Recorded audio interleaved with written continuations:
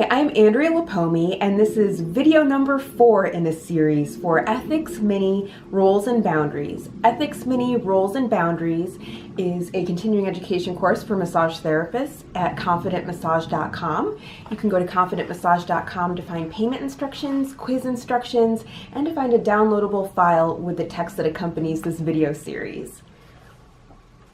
Dual relationships. In his or her professional role, the certificant or applicant for certification shall avoid dual or multidimensional relationships that could impair professional judgment or result in exploitation of the client or employees and or coworkers. And that's from the NCB-TMB Standards of Practice. Dual relationship, an alliance in addition to the client/therapist relationship, such as social, familial, business, or any other relationship that is outside the therapeutic relationship. And that's from the NCB-TMB Standards of Practice. That's their definition. Multidimensional relationships, overlapping relationships in which the therapist and client share an alliance in addition to the therapeutic relationship. And that's also a definition from the NCB-TMB Standards of Practice. Trying to keep these videos brief so you have a more convenient playlist to work off of. All right. Dual relationships sound a lot like influential relationships, don't they? Well, that's probably because oftentimes they are. Dual relationships occur when a professional, in this case a massage therapist, you and I, enters into both a professional and personal relationship with a client. Dual relationships can also occur when a professional enters into a professional relationship with a client while maintaining a relationship with someone close to or connected to this client. Another example of a dual relationship would be one in which a professional has intentions to enter into a professional relationship with a client or someone close to a client. So just as we discussed in our chapters on influential relationships and transference and countertransference, we must practice mindfulness when entering into dual relationships. As is true with any situation that causes us to doubt our ability to conduct ourselves with the utmost professionalism, it's best for everyone involved if we decline the role of massage therapist and avoid entering into the dual relationship. So there are a few things to consider here. This doesn't mean that we can't become friends with a client or that we can't have a friend become a client. And a lot of times our minds automatically go to dating. Like we read this, and I don't know about you guys, but automatically I'll think, oh, they're talking about dating or somebody who wants to date a client. And although that would be included in this chapter, it's not limited to just romantic situations. It could be somebody who is employed by the massage therapist for something else. Let's say somebody who cleans the massage therapy office and they want to come in and get a massage. So then they want to cross over from one classification into the client realm. So that's something to consider. It could also be a situation where there's a larger day spa and there's a manager there and they routinely get body work from a massage therapist that's employed at that same day spa.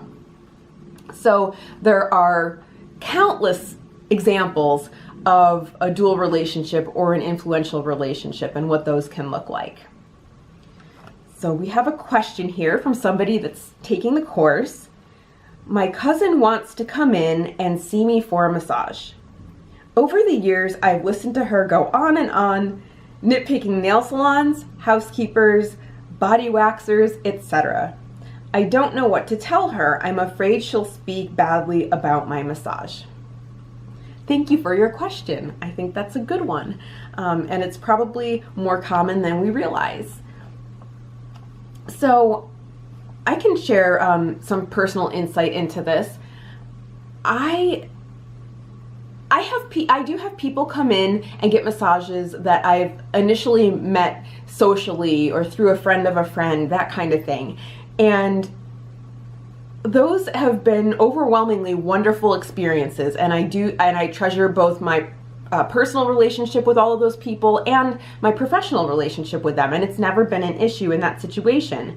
But there have been a few people over time who I haven't had them get on my table at all. And you really have to look at it on a case-by-case basis. We're dealing with different scenarios, different personality types, and that's going to have a lot to do with your situation. You've listened to your cousin go on and on for a while, nitpicking other service providers in other fields, and I think you're right. Chances are, if she wasn't entirely happy, you know, and even if you did everything perfectly and put 100% into her massage experience, it sounds very likely that she would find something to nitpick to other people about, which isn't a good situation for you to be in for many reasons. It's stressful to you. It's not a happy situation. It's not mentally and emotionally healthy for you. And it's also not a great place to be in professionally. You work very hard to build your clientele. You work very hard to cultivate a positive professional reputation for yourself. And you would really be doing yourself a disservice and the massage industry as a whole if you brought her in, or if you do work at, let's say you work at a spa with other people, it could also reflect poorly on that establishment. So obviously you are the priority. It's not going to reflect best on your professional image, and also if you take the wide view of everything, it may not be so great for your employer or your field. So I'm thinking, best idea, don't have her get on your table. As to how you want to handle that with her, you could tell her that that you have a policy where you don't work on family members. Or let's say she already knows that you do work on a family member. That obviously wouldn't work. But you don't have to explain yourself. You don't owe her an explanation. Professionally, ethically speaking, you can refuse service to any client. But if you feel like you do want to give her a little more insight into the situation, you could just tell her that you don't think you're the best massage therapist for her needs.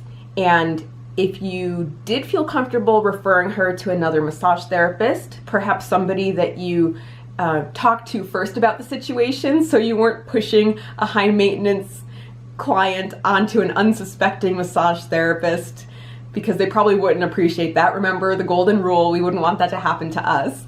Talk to somebody first, because chances are there's somebody in your your peer group who, let's say they welcome the opportunity to work with maybe a higher maintenance client, or they're up to the challenge, or maybe that kind of stuff just doesn't faze them. So, and they might love her and she might love them. So it could be a good thing. But I totally respect where you're coming from, and I agree. I would not feel comfortable with your cousin coming in for a massage with you either. And two, at the end of the day, you're gonna have to see your cousin out at family reunions and things like that. It's not like you could just be like, oh, well, she wasn't happy, she said some things, that was a bad situation, but she's out of my life. No, you're kind of stuck with your cousin. So, all right.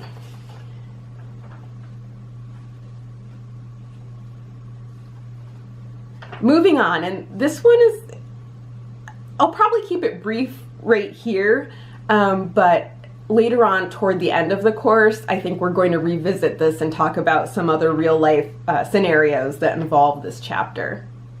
Sexual activity. In his or her professional role, the certificant or applicant for certification shall not engage in any sexual activity with a client.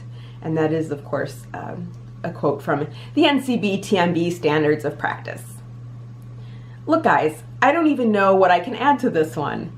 Don't date your clients. An exception to this rule exists with pre-existing relationships. I can massage my better half and still be professional about it, even though, we get it on in our personal lives. Lest I neglect my instructorly duties, I feel I must emphasize the following. In the name of all that is holy and righteous in this world, please do not engage in sexual behavior. Examples would be fondling, sneaking a peek, taking photos under the drape. I know that sounds out there, but we've heard stories. I have read newspaper articles about that. Chatting in an overtly sexual or explicit fashion, etc., with a client during a session. Going down this road with a client outside of a session is also a terrible idea. If and when the personal aspect of this relationship falls apart, you've opened yourself up to myriad accusations of ethical violations and sexual misconduct. Your career could be ruined over one bad hormonal decision. Don't do it. Maybe I will talk about it a little more now. Even situations that seem rather innocent at the time, innocent flirtations, you don't, during the session, in the professional setting, at your office, that sets a tone. And there's no telling how that client is going to feel, how they may really enjoy your flirtations. They may despise them. They may make them extremely uncomfortable. Even if they enjoy them, let's say they don't have a problem with the flirtations and they actually think that that's kind of fun. You know, what if they go to take it to the next level and you're not into that, and then all of a sudden they feel rejected? And we all know when people feel rejected, they can act out sometimes, and it's not usually a pretty situation. Or if that person is offended or made to feel uncomfortable by these things, even just a little bit, that can spiral out of control as well. You could be faced with accusations. They may very likely tell other people in the community about what happened. And again, your professional reputation is at stake. They could also tell someone who, you know, has had issues of their own, and they could feed off of each other and tell stories. And the next thing you know, something that started out as what in your mind was a very small issue could snowball, and you don't know where that's going to go. You do not want to have clients or acquaintances of clients even making complaints that have your name attached to them to your state massage therapy board. You don't have the time or the energy to have to go to hearings, board hearings that aren't always private. Sometimes other people who are not just the core group of board members can attend these hearings and hear everything that's said. Sometimes they could be people in your peer group professionally that are there at these hearings. You do not want that. So I am operating under the assumption that none of you are going to engage in fondling, sneaking a peek while somebody's getting undressed and getting under the sheet on the table, sneaking a peek under the sheet, taking photos under the drape. Like I said, newspaper article, this was a few years ago, but there was a massage therapist who got in a lot of trouble because he was caught putting, I think it was his cell phone, taking photos under the drape countless times. So, you know, you will get caught. People do talk. People talk about negative experiences. People talk about weird massage experiences, and I'm sure that, you know, maybe they haven't gone to that extent in conversations you've had with people. But I've even heard massage therapists talk to other massage therapists about the time they got a massage at XYZ Day Spa, and the massage therapist was very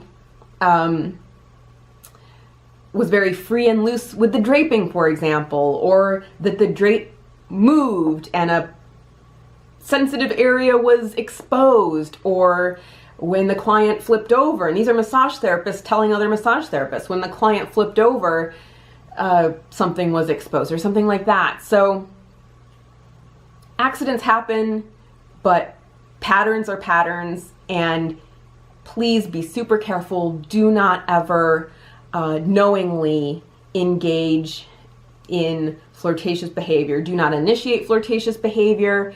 If flirtatious behavior starts to take place in the treatment room with a client, you don't have to be rude and insulting and, do anything to make them feel bad unless it gets to that point where you have to shut it down. And we'll talk about that a little bit later too. But, there are ways to diffuse a client being flirtatious. Or, the obvious, a client asking for a happy ending. I just did an interview actually with a local magazine here in Las Vegas about flirtatious, inappropriate, sexually inappropriate client behavior. And it was, don't worry, it was ethical. Names were not dropped, and even the name of the spa that I was working at the time where some of these things took place wasn't named. But one of the questions that the interviewer asked me was, what are some things that somebody who's looking for a happy ending, what are some of the things that they would say? So,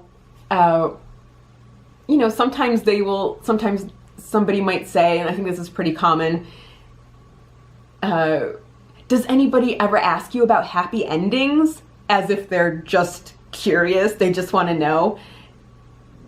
If somebody's asking that, chances are very, very, very good that they're broaching the subject to find out if they can get one. I think there are a few exceptions, but a few. So, client asks, oh, does anyone ever ask you about happy endings? And, a good way to answer that question, to shut it down while being, while being professional, but also somewhat jovial about it, I'll say, in an effort to not embarrass anybody, is, yes, they have, and they always leave disappointed. Or something along those lines where, I know what you're getting at, and it's not gonna happen. Let's shut it down. Let's be friends. This is gonna be a great massage, but you can change your expectations right now. So, yeah, there are ways to handle that. And you also you don't want to leave the door open. You don't want to just kind of sweep it under the rug and give incomplete answers that don't clearly communicate. Nope, not interested.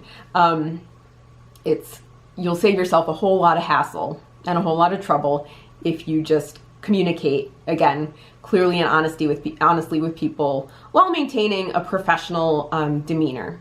So, all right, we don't have any other questions right now about sexual activity. So I will wrap this video up, and thanks for joining me. If you do have any questions, email me at helpinghands@confidentmassage.com, and I'll get back to you as soon as possible.